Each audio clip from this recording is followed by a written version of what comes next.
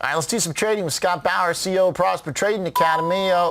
Even though there are some winners like Palantir mixed into the market today, Scott, we're softening up a little bit.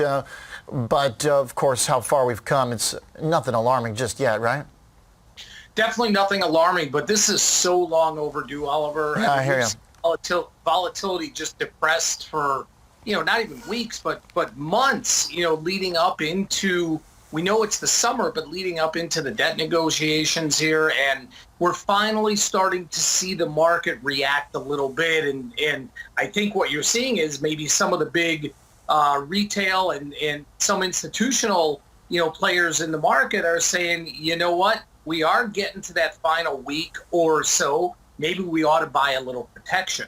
So that's what you're seeing in the marketplace here. But, VIX of 18 is still nothing to write home about. Vol-Q, which is the vol on the NASDAQ that they track over at CME, that's right around 18 also.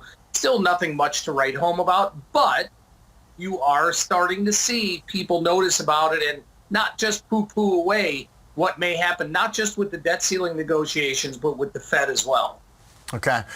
That latter part there, to me, seems like it's kind of a sleeper story that is awakening here a bit, particularly when I look at the dollar, because it doesn't seem like there's a lot of other reasons for that dollar to be going higher, especially if you believe the, consensus view about what the Fed's going to do later this year. There's no reason the dollar should be going higher if that's the case.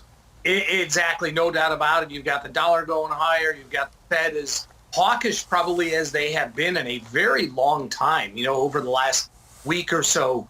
And, the expectations that they're saying, you listen to every single one of them, and they're pretty much laying out the course for a 25 bip hike.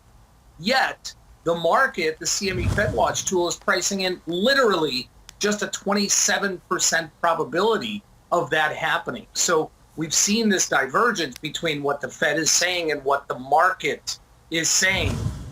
Something's going to give. Something's going to give pretty soon here. Where do you want to be when something does? Do you think it's worth trying to position ahead of such an event? Maybe put on some kind of a trade that benefits in both directions? What asset class? What looks juicy to you? There's got to be something here. If something is going to break, there's got to be some kind of trade. Even if you go out to like a gold, right? There's stuff that's elevated or depressed, and then there's another category of stuff that's like stuck in the same range. If we think about the stock market, what's appealing to you?